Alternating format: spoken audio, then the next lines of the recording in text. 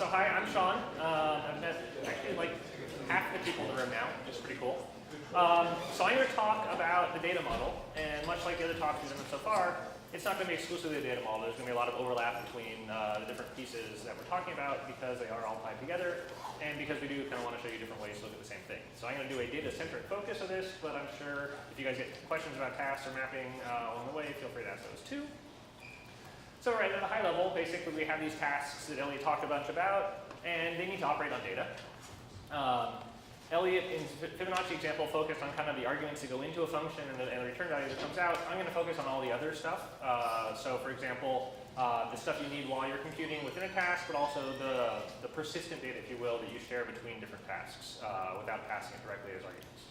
So at a high level, right, tasks are functions or CUDA kernels or whatever. They have stack and heap, and you're welcome to use those for private data, but that is data that stays within that task. You can do whatever you want there. You can malloc them free. You can scribble all over your stack, and Legion is not going to worry about it because it's not going to promise to make that visible to anybody else. And nearly all data that you actually want to share between tasks needs to go in these logical regions that we're not shutting up about. As Alex mentioned, logical regions are explicitly created and destroyed by the application. You can do this dynamically. So you can create temporary ones, or you can create long-lived ones that last for the entire duration of your application. And then as you've seen a couple times, tasks are going to be annotated with which regions, or possibly which parts of regions they're going to access. So let's talk in a little more detail about logical regions. We've said logical regions are basically going to be collections of elements. And sorry, it's a typed collection. So each element in the collection is going to have one or more fields, and all elements in the region are going to have the same set of fields. And so the question before about if you have nodes and edges or something, that would be two different regions, and they'll certainly relate to each other, but you'll have one region which is a collection of nodes, and one region which is a collection of wires, and they may have pointers into each other, but they're two different regions. Can you take a step back? I'm trying to distinguish between data and regions. So in my mind, regions are not data. A region is a mapping to data. Let me get a few more slides in, and I will try to draw some of those distinctions. So an element in a region is named by an index. And this index, or pointer, or whatever you want to call it, is constant for the lifetime of the element. And what this means is that these indices can be safely stored as pointers in other data structures. So you can build arbitrary dynamic data structures with references to other elements in either the same region or into other regions, because no matter where these regions get mapped or partitioned or whatever, the index for a given element is always going to be stable for the lifetime of that element. And then we've said a couple times, right, logical regions, the reason they're logical is because they're not fixed in particular memory. They can be migrated. They can be sharded around the system. They can be replicated. And they don't even have a fixed layout in memory, right? They are a logical collection of elements and their fields, but we reserve the right to lay that out differently in memory depending on how we need to. And when I say we reserve this right, we really actually delegate this right back to the application, right? The decisions about where to place data and how to lay it out are actually mapper decisions. They are made by the mapper object. But the nice thing is that they can be done without actually changing the application code, right? The application code using this logical view of things, and then the mapper makes the physical mappings, and the runtime puts the two together and gives you correct and hopefully fast execution. Sean? Yes?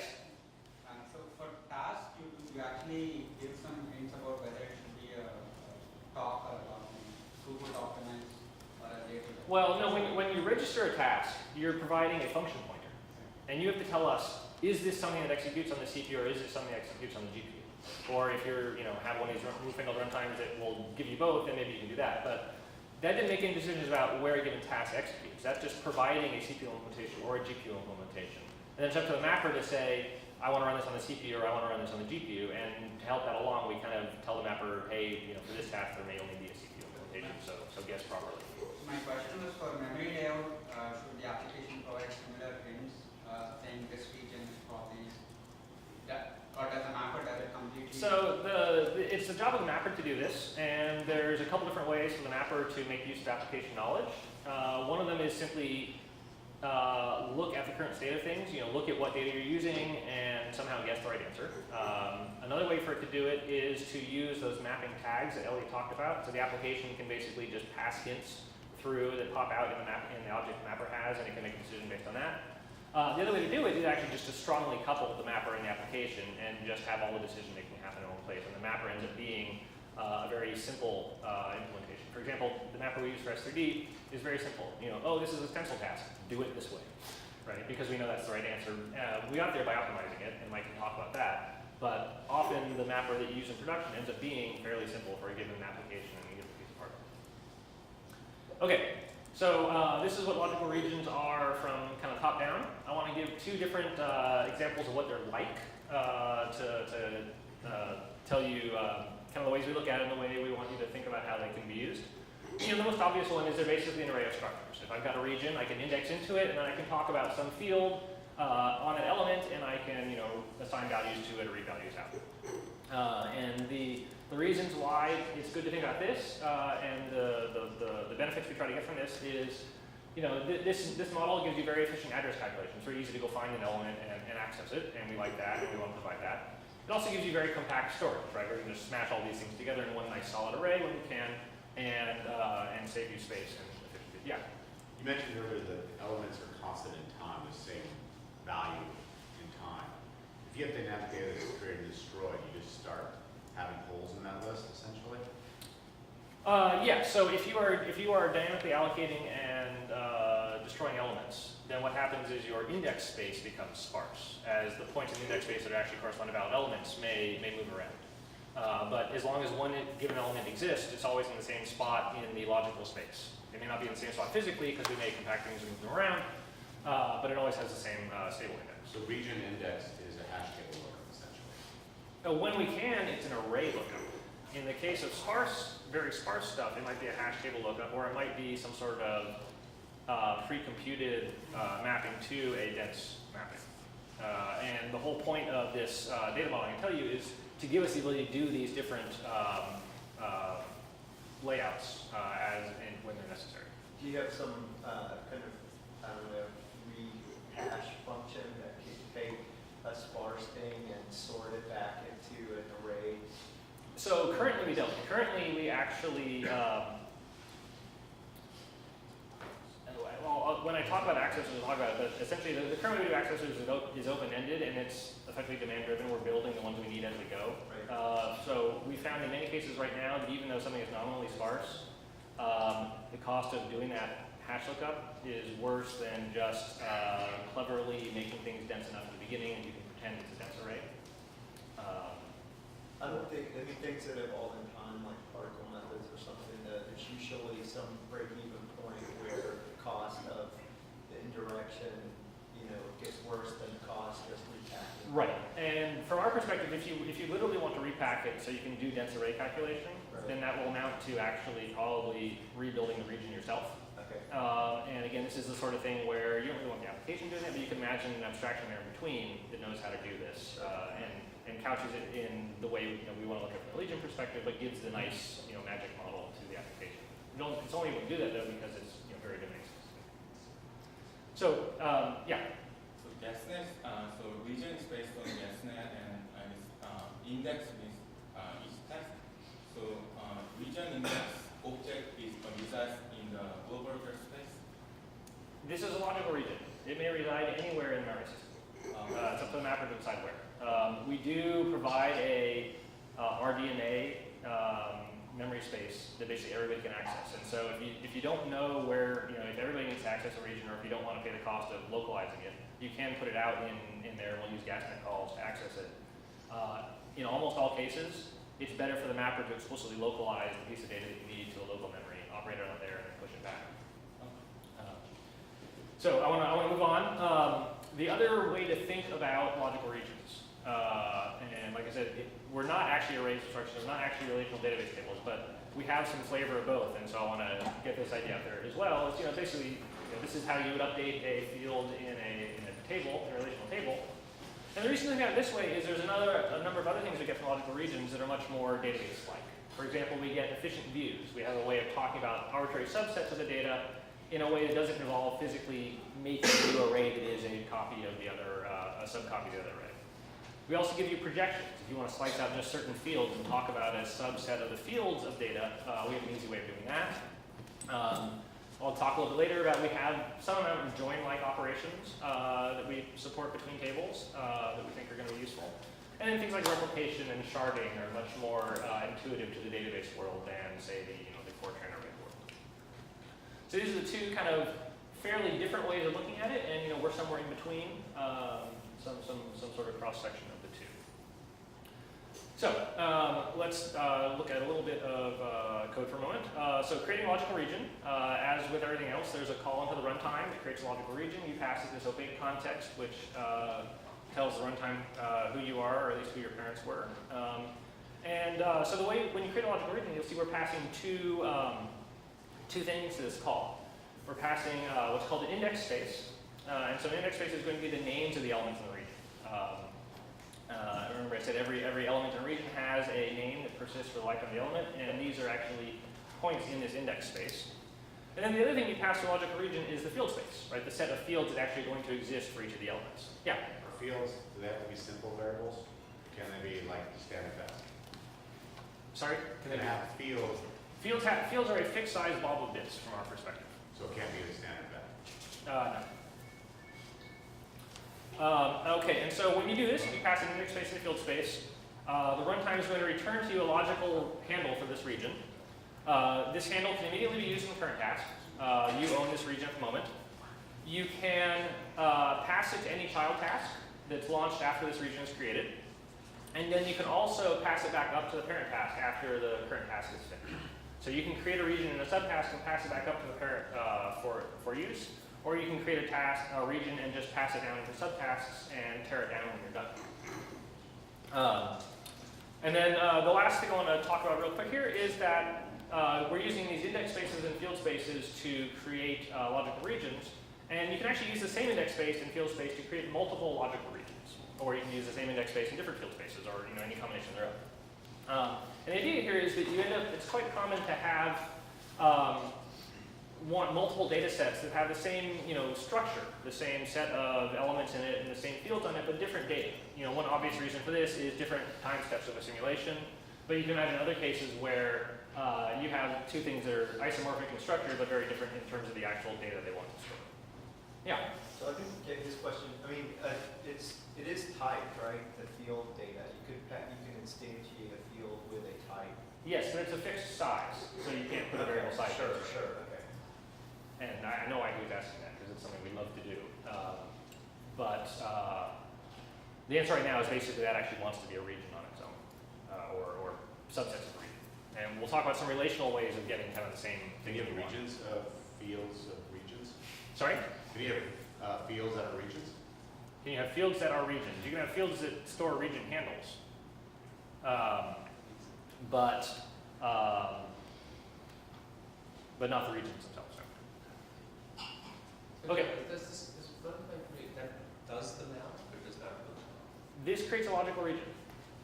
Logical region has no storage associated with it. Okay. Sometime later you map a logical region, and then we'll go malloc if we need to. Okay. But yeah, you can create a logical region with 1 trillion elements in it, and we'll do that. But it's nothing. Look, it's just a region. It's just a region, but it's often good to have 1 trillion unique names for all the things in your data space, even though you're never ever going to malloc this 1 trillion element thing all at once. You might want to build this 1 trillion element index space, partition it up into 1 billion, 1,000 element index subspaces, and then perform a 1 billion way parallel computation on these pieces, having names of all your neighbors, but never actually allocating them all in one place. And this is one of the really nice things about having an index space. Logical regions don't actually commit to storage right away, right? You break things up and you only create instances of the smaller pieces, but you still have global names for everything else. So you can talk a bit more about physical data as well? Yes, in a few slides. Okay, so a little bit more about index spaces. Index spaces currently may be unstructured or structured. We'd like to do both. So the unstructured index spaces, think just arbitrary data structures. Basically, these use an opaque pointer key thing as the index. And the way you get them is you can do dynamic allocation or freeing of the points in this space. And so the question before, this will quite often be a sparse set of valid elements in there. although there are performance reasons why limiting the sparsity is good, and we'll give you ways to help with that. The other thing we support, the other kind of index space you can have is a structured index space. And so this is basically some n-dimensional rectangle. Currently n is limited to 3, but that's just basically my willingness to copy paste template specializations. So if you have a need for 4 or 5 or perhaps 1 to 7, we can do that. That's just busy work, but easy busy work. So in an n-dimensional index space, you're going to use an n-dimensional point as your index. And currently, structured index spaces are always dense. So if you ask for a 7-dimensional space, we're going to give you the whole 7-dimensional space. And if you ask for instances of it, you can ask for subpieces, but it's always going to be a dense subpiece. Over time, we do want to unify these, and it turns out actually our unstructured index spaces right now are very, very similar to 1D structured spaces. And the main reason we want to do this is that sparse matrices and stuff feels like something that'd be good to actually support in the future. And a lot of the structure we have fits well with that. It's just mostly a matter of taking the two APIs and smushing them together. But right now, basically, you pick up front whether you want an unstructured space or a structured space. And the way you access the regions and everything is different between the two right now. So I think I'm probably moving slower than I need to. I'm going to hustle a little bit. So this is a quick example of how an unstructured index space looks. Currently, you create an index space, an unstructured index space by just passing in a maximum number of elements. This is just to put an upper bound on how many different names you're ever possibly going to have. Internally, we use some bitmap data structures for tracking things, and so having some upper bound on it is useful. You'll see this idiom in a number of places where you, if you actually want to allocate and free index points, you create an allocator object, which is the thing that actually supports alloc and free methods. And so you can allocate either individual pointers and free them, or we also give you a way to allocate a whole bunch of contiguous pointers. So if you want, again, conceptually it might be sparse, but if you know you're going to allocate large blocks of things, but you're going to have some locality to each other, it helps to actually allocate them as consecutive pieces, and therefore you get denser looking instances. So that's the unstructured case. The structured case is even simpler.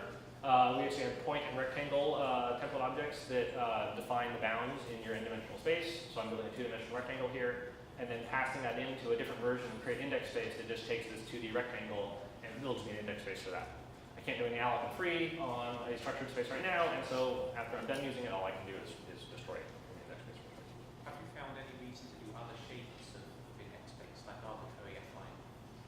Arbitrary affine shapes. We've talked a little about it, and haven't found a burning need for it yet. I think, yeah, we've talked about it some. And if you have a use case for it, we can talk about it. We've thought about some good things it would do and also some of the challenges we'd have on our side. Okay, I don't have any text on field spaces because they're actually pretty simple. Basically, a field space is a mapping from field IDs, which are basically enumerated ints like before. And the only thing we really care about for a field at the logical level is just how many bits worth of storage does it have. And it's unfortunately not unbounded. But you can tell us how big it is. It can be a double, or it could be a kilobyte if you wanted, and we'll treat that. Whatever you give us is kind of the unit of granularity at which we're going to think of it. So if you want a kilobyte, if you have some substructure that you want to store as a field, and you don't care about ever slicing that piece up separately, then you can just give it to us as a 1 kilobyte field, and we'll work with that. Yeah. So they have support for like multi-dimensional, like 3 doubles, or is it only supported in that way? It depends. If you're always going to treat it as a vec3, then you might just tell us it's one field whose size is 3 times size of double. Okay. We do a lot of vec3s in S3D, and we get a lot of benefit from calling it out as 3 separate fields, x, y, and z. And doing things, slicing it even within the dimensions of the vector is often quite useful. Okay, so that's index spaces and field spaces. Put those two things together, and you get a logical region. And Jim, this is why I was waffling a little bit on what is a region. Some of the things that people think of regions are actually the index space, the names for the things, and then this ability to tack additional fields on, or possibly even multiple regions based on the same index space, so using the same names but different conceptual values, is why it's not exactly it is this or it is this. The one other thing I should just mention real quick, though, is field spaces are dynamic.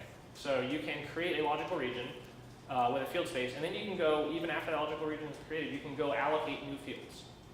And conceptually, those fields all just appeared in any logical region that was using that field space. They didn't necessarily appear in any of the instances because you have to tell us when you want to use a field. But this gives you a very nice way of having basically temporary data. That you, if you're using some subcomputation, you need an intermediate value, you can create a temporary field in the same region. Go use it, then when you're done, you can tear down that field, and then the lifetime of data is terminated, so you don't have to carry this baggage around for the entire simulation. Okay, data operations on elements. We distinguish between 3 types of operations on elements. You've heard about 2 and a little bit of the third one so far. The first one is obviously you can read elements. You can get the current value from the field of a given element. You can also write a new value to it. And then the third one is reductions. And there's actually 2 different kinds of reductions running around in Legion. And this is the kind that's maybe less intuitive to some people. These are actually per element reductions. So this is applying reductions to particular values. So this is doing a plus equal to a given field in a region, not building one reduced value over in a region. And so we support the basic ones, plus equals, times equals. But really actually what's going on under the covers is that all reduction ops in Legion are actually just user-defined functions. They take the original value and whatever value you're applying to it, and you can tell us what the corresponding new value is. So you can define a reduction function that's an alpha blend, or you can define a reduction that's a max max or min or something like that. We have basically you register them all like tasks, and then you can use them as per element operations on regions. So now we've got logical regions, and we've got data operations we want to do them. We want to do on them. We want to be able to read and write and reduce. But I keep saying that logical regions don't actually exist in memory. So we can't actually access a logical region. And I guess I already told you the answer, which is right, they don't exist. They don't have a fixed location memory. They don't even have a unique location. They may have multiple copies. So if we want to actually conceptually access the data that's stored conceptually in a logical region, we're going to have to do a couple things. First, we're going to have to map that logical region to an actual physical instance. And this is a physical region that you've seen in some of the code already. And this will actually be a particular location memory with a particular layout. Once we've done that, then we will ask the runtime for a region accessor that gives us the ability to actually to interact with that instance. And then finally, once we have that region accessor, then we can perform these data operations, reads and writes, reuses. Yeah? Once you create a physical region, you cannot modify the logical region anymore? You mean, say, alloc and free new stuff? Mm-hmm. You can, there's basically coherence concerns with that. Basically, they don't necessarily exist in the current physical regions, but our sequential model actually makes that less scary than it sounds. Essentially, if you run a task that's using the current state of the index space, it has the elements that exist in the index space then. If you go change the content of the index space and launch another task using the new logical region with the modified index space, then it has the elements it needs to have at that point in time. Does the physical region actually grow automatically? Not automatically. If when you remap the second one, if it turns out it can coexist with the original instance, which we may not have deleted yet, then we will. But if it can't, if it's not compatible, then we will. I do particle methods as well, and you create and destroy particles all the time in a time step. Right, and the other thing that hedges this a little bit is the instances that we make are often bloated a little bit, to account for a little bit of growth and shrinking. There's a question over here too. Yeah. Is that region accessor the logical region handler we talked about? A region accessor comes from a physical region. I'm going to do this in a bunch more steps now. So this was the first depth peel here. So I want to go through each of these steps now in some more detail, and I'll probably answer your question. Okay. So first we need to obtain a physical region. Right? We have this logical region, and we actually want a physical instance of it that we can work with. So to get a usable physical instance, we're going to have to do a bunch of things. And I don't want this slide to look too scary, but the reason I'm going to go through all these steps in fairly gory detail is I also don't want it to appear too magic. One of the philosophies we have in Legion is that there isn't actually any magic. We're doing some hard work on our side. We're expecting the application to do some hard work on their side. And when you put the two things together, you get an answer that is, more efficient and less overall work than either side trying to solve the whole problem themselves. Okay, so here are the 9 or so steps that it's going to take. The first thing you're going to have to do is you're going to have to describe the requirements that you need of this physical instance. So these are the region requirements we've seen a couple times. You have to say, what elements do you actually want to appear in this instance, and what operations are you going to perform with them. Once you have that, you're actually going to have to initiate the mapping of the logical region, and as you'll see, this is going to happen in 2 different ways. In order to do this mapping, you have to decide whether to create a new instance or reuse an existing one, and whether you can reuse an existing one, whether it's compatible enough, is one of the things that's considered at this point. You have to decide if you're creating a new instance, which of the fields in the region should be starting the instance. Obviously, it needs to be at least the set that the region requirements are asking for, but in some cases it makes sense to toss in a few others. You need to decide in which memory to place the instance. You need to decide how it should be laid out. Is it array of structures, or structure of arrays, or any number of other ways of doing it. Once you've done that, we then need to go determine which tasks actually produced the current version of this data. Basically, in our sequential model, somebody is the most recent writer of this data. We need to go find who that is. As part of that, you'll find out where the data is. And so maybe you have to do some copies to get the data where you want it to be for this mapper. And then once you figure out these tasks and possibly these copies need to perform, somebody's going to have to wait for these tasks or copies to complete. And once you've done all this, you now have a valid physical instance of the data. And so as I said, this is a team effort. And it's a team effort between the application code, the runtime code, and the mapper. And like I said, the mapper is conceptually also part of the application, although we keep a separation of it so you can imagine them not being too entangled. Yes? Can this also be done as kind of a bidirectional operation where if you have something else entirely that is producing data that's unrelated to region and then to region, then you want to kind of pass that data into some other region stuff, and you effectively already have a physical region and you need to create a logical region from that? I will get to that later. The idea of being able to call an existing blob of data an instance of a logical region is one that comes up a fair amount, and we would like to support. It's not currently supported, but like I said, we would like to. So I mean, I can see how if you have it sort of in the middle where you can kind of define your logical region, create the physical region, and then pass that into this other thing to populate, that seems to be kind of easily supported already. But if that physical region is kind of allocated and created outside of your control, and then you want to kind of bring that into some legion processing. Another very similar case that comes up is, let me define this big complicated logical region in my application. And let me say, oh, by the way, all the data for this is in that file on disk. Right, that's another way you want to introduce data into a logical region without having to go allocate something and copy it in yourself. And so this is definitely a use model that we want to be able to support. Okay. Well, lots of questions. So. Actually, a comment on that one. There exists currently a crude way to do that, and they are probably that I use in my code. There are probably better ways to do that they're talking about. Yeah. But there exists a way to do it. Do you handle the CUDA memory transport? So between CPU and GPU and stuff, yeah. Basically, if you are moving data between two different memories, we take care of all of that on our side.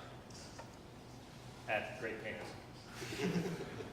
I can say that because I inflicted some of that pain on everybody long ago. Anyway, okay, so team effort here. So parts of it are the application, certainly describing the requirements as part of the application, and in some cases initiating the mapping and waiting falls on the application, as Elliot showed you. The runtime helps with kind of the next layer of it. In some cases, it will initiate the mapping for us when you do a task launch, for example. And it also is the thing that takes care of determining actually who the producers are and what copies are necessary to be performed. And then this middle stuff is the mapper, which Mike is going to talk about in the next talk. So the idea here is, it's a lot of steps, but if you break into these pieces, we feel it's actually a reasonable separation of concerns and lets the mapper have the control it wants, lets the application have the control it wants, and then the runtime does all the things that are basically implied by whatever the application and the mapper decided. Okay, another quick refresher on what's in a region requirement. So when you create a region requirement object, it stores a number of things. The first one is the logical region, or possibly a subregion, containing the elements that you actually want to access. Then there's also which fields in that logical region you want to be able to access. And the privileges, read, write, or reduction, that you need. And actually, when you do reduction, you actually say specifically which reduction operation you're doing, because we know that two reductions of the same operation are likely to be compatible, but if it's two different operations, then they probably aren't. There's coherence mode, which Alex touched on briefly at the beginning. Exclusive is the one to think about initially. It basically means pretend like it's a sequentially consistent execution of your code. There's a number of ways to relax it, to take off the seatbelt some, and Mike's going to talk about a few of those later. And then the last thing you give, which is not obvious why you need to give it, but I'll talk more about it in the next slide, is you actually have to say, if you're giving a subregion, you actually have to also say what is the parent region. Basically, what is the region that you have privileges to at your own level that this is a subregion of. And technically, we could go find that. We could, given a subregion, we have the region tree, we could go hunt through it and figure out which is this parent. But quite often, the application knows it and can tell us without having it for us to have to search for it. When you do index-based launches, you actually can provide a set of logical regions, and basically we'll pick out the right one from each set. And as you'll see, a set is actually a partition that we'll talk about in a moment. And then coming soon is the ability to actually request different privileges for different fields. Right now, our region requirement uses the same privileges for all fields. That's suboptimal in a lot of cases, and so we're going to modify it so you can actually set the privileges per field. Okay, so now I want to get back to this idea of why you have to specify the parent logical region at all. And it gets to this property that you'll see, at least when we talk in academic settings, we talk about this privilege containment property. And it's actually one of the other big rules that you have to follow if you're in the Legion programming model. And there's two ways to look at this. There's the way we describe it typically, which is that a subtask may only request privileges of the parent roles. You can only borrow privileges from your parent. You can't get things that the parent didn't have. When you're writing applications, you actually kind of want to think about this the other way around, which is basically that a parent task needs to request any privileges that are going to be needed by a subtask, right? If you have a subtask that's going to need to modify a region, then as a parent, you better have requested that privilege also so that you can satisfy this containment property when you run the subtask.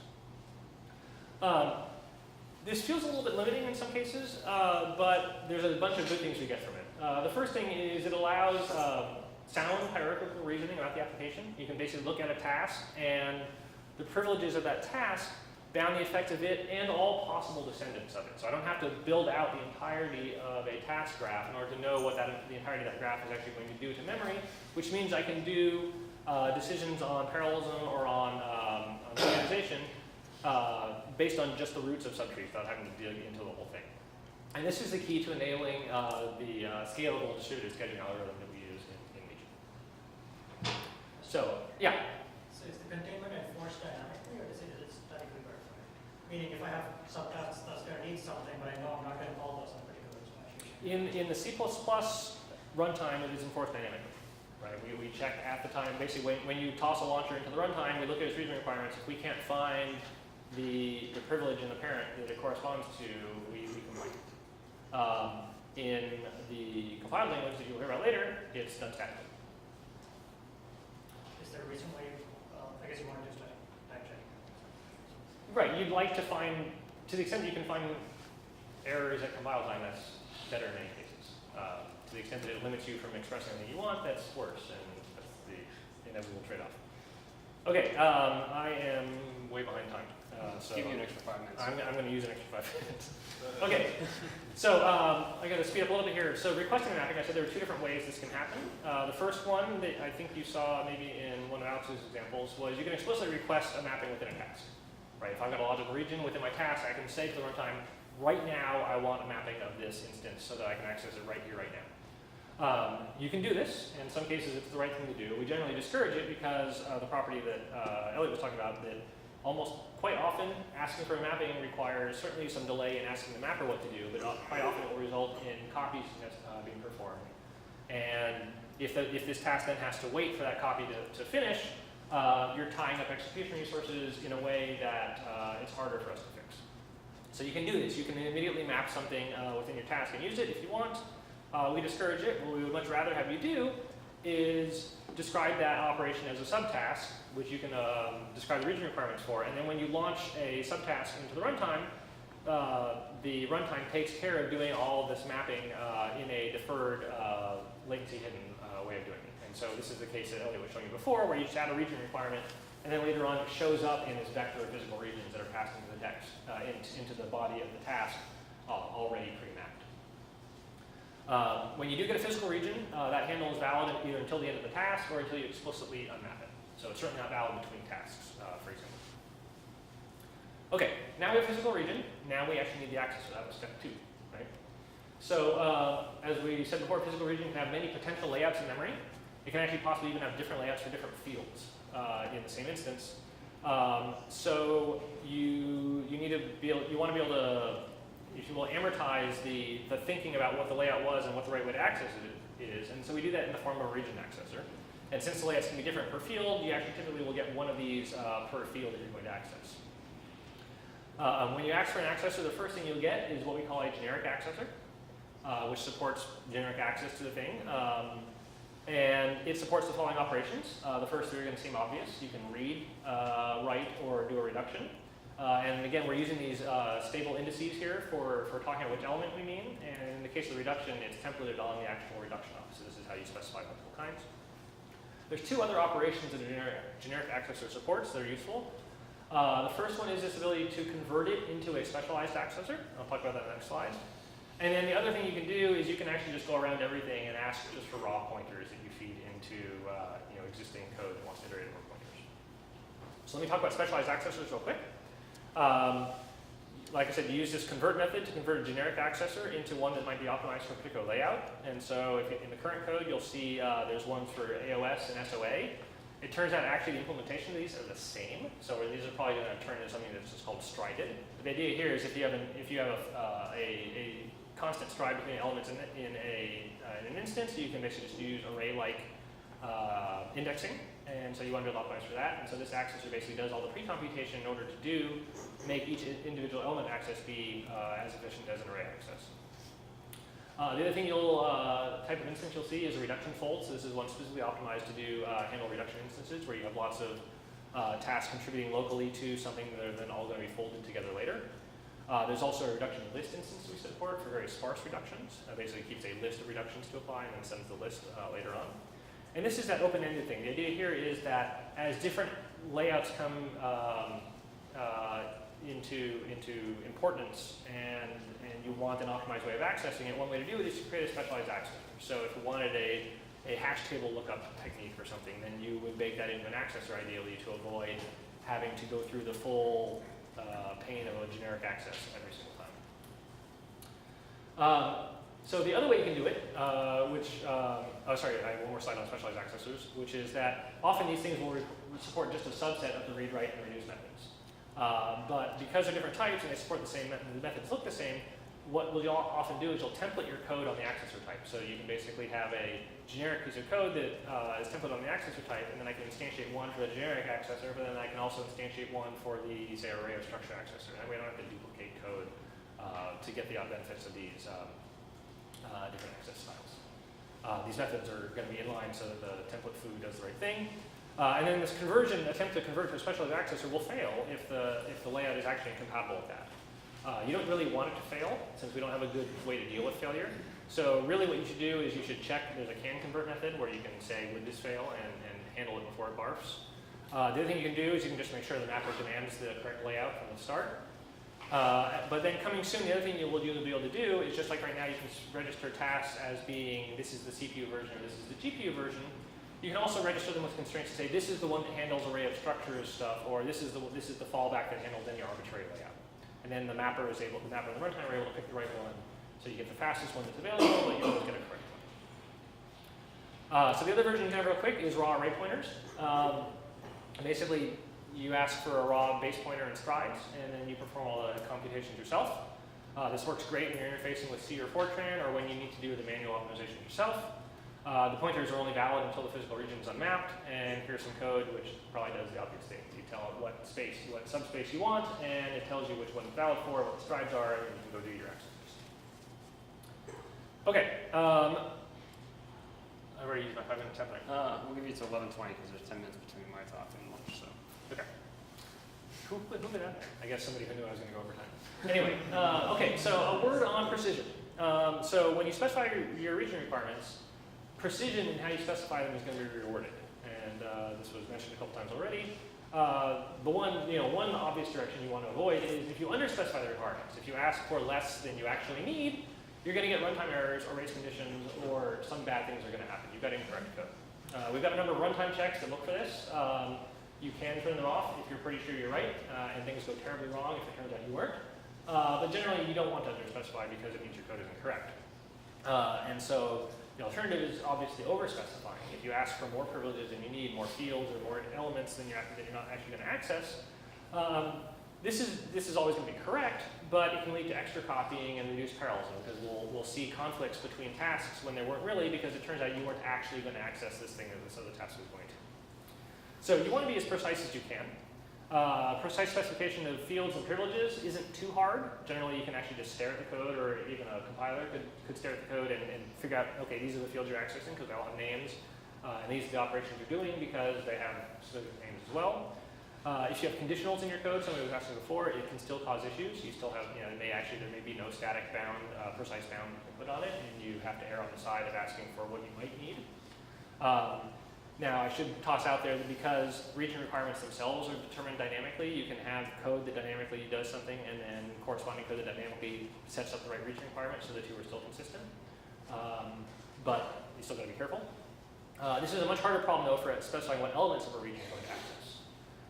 And this is my way of leading into partitions and subregions. Right? We need an efficient way of describing and naming arbitrary subsets of elements in a region because you'd like to be able to, as precisely as possible, say which elements you're going to talk to. So this is partitions and subregions. Partition, you've seen a little bit of in Alex's talk. Basically, it gives names to subsets of a logical region. So each partition is going to have one or more subregions, and those subregions are identified by a color. And it's not, it's really a number. It's usually just an integer. We call them colors because it has all sorts of fun paint by number analogies that we like to use. And as Alex talked about, when you have a partition, the subregions of that partition may be disjoint. They may have all distinct elements, or they may be potentially alias. There may be some elements that appear in both.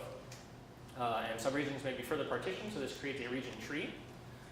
This hierarchical partitioning of regions can be used to match either the hierarchical structure of your task decomposition sometimes, or maybe you're going to match the hierarchical structure of your memory, or maybe you're going to try to capture some application communication patterns, or who knows what. The idea here is that we don't, in the Legion runtime, we don't care why you partition something. It's just that whenever you do partition something, you give us names. It gives us a way to talk about different subsets of data in a way that we both agree on what you mean. Yeah?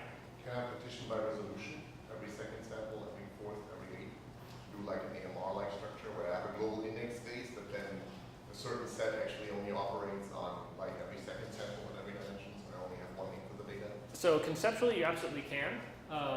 Currently, that will not be that efficient. And there's another way to do that, which is a little more Legion friendly. But we can talk about it offline. But conceptually, yeah, when you say a subset, it can be whatever subset you mean. And like I said, there's an advantage in saying precisely what you mean. So maybe it turns out maybe you're doing some sort of red-black thing on a big matrix, and you really do mean every other element. And sometimes you mean all the elements, so you don't actually want to compress a thing. But if this particular task really is just operating on the red elements or the black elements, there's value in saying that, because we can see that the task operating on the red elements is distinct from the task operating on the black elements.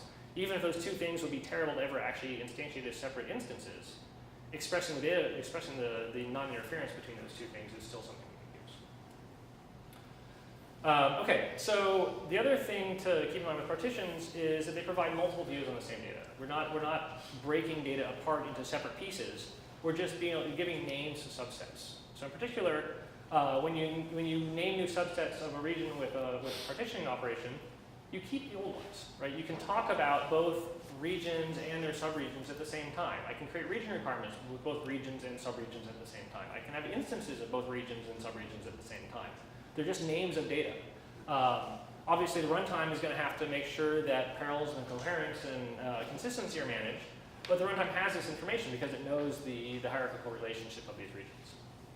This also means you can do multiple partitions of the same region. If you want to be able to talk about different subsets which may have unrelated to each other but are interesting within themselves. And so as Alex showed the example of the ghost cells that you own versus, the shared cells that you own versus the ghost cells in other people's domains that you need to look at. And so this will provide possible, multiple often overlapping views of the same data. When you do multiple partitions, you actually assign each partition also a color, basically again just an ID, and the idea is that you can use these IDs to walk from the root of a region tree down to any arbitrary partition or subregion. This is often more efficient than actually passing all the handles of all the subregions partitions around between the tasks. So, quick example. So this is going to be the circuit example again, in a slightly different take, and I am going to finish on modified time by skipping a bunch of stuff at the end. Here's our circuit again. Right? We have some nodes and some wires, and so we're going to start, nodes and wires are different things, so we're going to start with two different logical regions, one for the nodes and one for the wires, and we'll show those as the roots of our two region trees. And then to use the same partitioning that Alex used before, let's say we want to break this up into three pieces to run on three different nodes, or three different NUMA domains within the same system, or maybe just three different GPUs within the same system, who knows. So, as Alex showed, we're going to want to be able to talk about different subsets of the data. One of the subsets we want to be able to talk about conceptually is the nodes that are private to each of the three pieces of the circuit. And so conceptually that is these red nodes here, the green nodes over there, and the blue nodes down there. Those are the ones that belong to each of the three pieces and are private in the sense that they don't have any edges that go between the pieces of the circuit. Right, another one we want to be able to talk about is the shared nodes. So these are the ones we own that have edges to neighbors, and so that looks like that.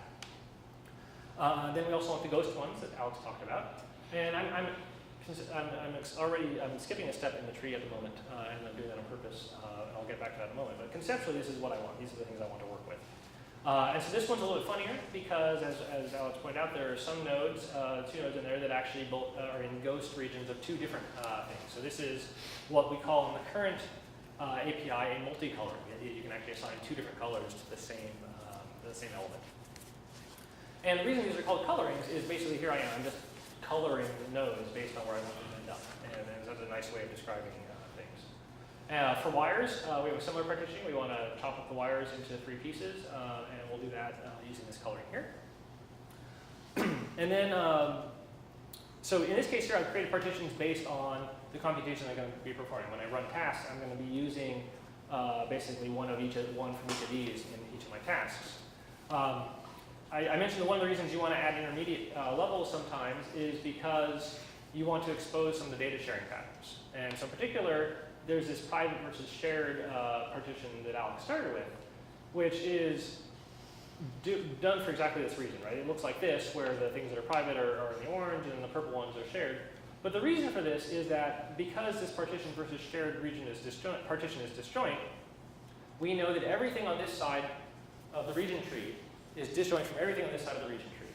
And therefore, when we're doing analyses for, hey, does this private region interact with the shared region, we go up there and we say, no, it can't possibly interact because we have this nice distinction here. Right? If we just had the three partitionings of the original node region, then it would be a much more expensive operation to look pairwise at everything to see whether there's overlap. By adding this extra layer here, we make it very explicit in our data model that there are private nodes which are never communicated between pieces of the circuit, and the shared nodes which kind of oscillate between this ghost versus shared model. So I'm going to do, I think, one more slide, and then yeah. So you're assuming in that one that there's no data stored on the wires, so you didn't decompose the wires. I did decompose the wires in that third one there. Not into private and shared or anything. Oh, like yeah, that. well, so in this particular model, I don't ever share the wires. I decompose things in a way where the wires contribute the information to the neighboring nodes, but or pull data from the nodes, but it's always kind of wire-centric, so that you don't ever need a ghost wire. You could do a corresponding thing with ghost wires if you needed to flip that around. But then would those regions be able to interact together? Because Absolutely right. That would just be a different partitioning of the wires. You'd probably end up with the same kind of structure that we have for the nodes, but for the wires. And again, they're just the names for things. And if you want data that happens to be modified in this other thing, which has some overlap with it, then the runtime knows it needs to get the data from there in order to give you the correct version of your subregion. Yeah. Do we need to do the partitioning within the region system, or can I read it from this? Can I do my own partitioning? So today, yes. You have to do it within the Legion system. And the reason why is in the slide here. So let me get through the slide, and then I'll tell you how it's going to get better, or at least point you to slides there to tell you how it's going to get better shortly. So currently, first thing I need to mention is partitioning is actually an operation that happens on index bases. It's conceptually simple to introduce it as something that happens on regions, but really you're just naming subsets of the elements, so it's actually an operation that works on index spaces. And when you do partitioning, what you're actually creating is an index tree of index partitions and index spaces, and that's implicitly defining a region tree for all the logical regions that use that index space. And you can easily move back and forth between them with some runtime calls. Basically, give an index partition, give me the logical partition, or go back and forth. And this is the question you had. So there are currently two APIs for specifying partitions. There's the coloring and domain coloring objects we use today, which are basically STL data structures of maps and sets, where you say for each color, this is the elements, these are the indices that I want to be in this set. And you have to construct this STL object and then hand it off in one blob to the runtime, and we go generate the partition that results from that. This has the advantage of giving you complete control over the partitioning, but it has this nasty centralized nature, and it turns out it doesn't play nice with, say, things that want to interact at a C API instead of a C++ API. So we're working on a new version, which, for lack of a better word, I'm calling region algebra, which is a much more, it's tied much better into the overall Legion model. And in this model here, basically what you would do is colors become fields. So you can compute a field, you can compute a coloring by computing the contents of a field any old way you want, either reading from a file or running Parmetis or something that, anything that wants to compute a field can do it, and it can do it in a normal Legion distributed fashion. And then once you've got the coloring in this field, you can then basically do the same kind of partitioning on that. Let me blast through that real quick. The other thing you get from it, so I'm missing about a bunch of slides here, but they're all about the new stuff. The main thing you get from it that's also cool is you get this idea of dependent partitioning, which is that, so here's the field-based partitioning real quick. I've got my index space, I've got my field space, I've got a region defined with that index space and field space, and one of the fields happens to be, a set of small integers. Right? I can then define a partitioning based on this, which basically says, okay, pretend each of those numbers is a color. Now, each index inherits the color from the corresponding field of its element, and that is used to define the regions. And in this model here, we're agnostic to how you computed the contents of that field. You can do it in whatever way you want, with a different file, and the right thing happens. And so in this model here, it's much more distributed. There is no efficient way to do multicoloring in this, which is one drawback. The other cool thing you can do in this model is this idea of dependent partitioning. Once you've got two different partitions of something, you can actually operate computation on the partitions themselves to compute things that are derived from other partitions. So for example, when I showed you that circuit thing, the only coloring I didn't show you was the intuitive one of which piece of the circuit does each node belong to. Right? Everything else turns out is actually implicitly computed from that. And so in this dependent model, we actually let you do that through what are effectively joint operations. And the idea here is to take advantage of the case where one of the fields in a region is actually a pointer into another index space. And now I can do operations where if I have my first index space partitioned into these three pieces, and I've got pointers from this index space into another one, well then I can actually define, I can follow these arrows forward and define the partitions that are basically projected onto this second index space from the first one. And so I have this nice model of if I partition my nodes, I can now easily say, well, my wires should be whatever the corresponding partition is that makes each node be able to talk to its corresponding wire. And so I expect this to be a much more efficient way to do partitioning, and then along the way, it'll give you Legion goodness of deferred execution, distributed execution, and all the things you'd like, instead of having to build this one big monolithic structure yourself. You can go the other direction as well, where you basically start from that thing and you work backwards and build a pre-image, but it works roughly the same. This new stuff is coming soon. It's not actually in Legion yet. Right now, you still have to build the colorings and domain colorings, which, like I said, we have complete control over. It's just a little bit morose and not very sequential. And I'm going to, at this point, defer any questions until lunchtime.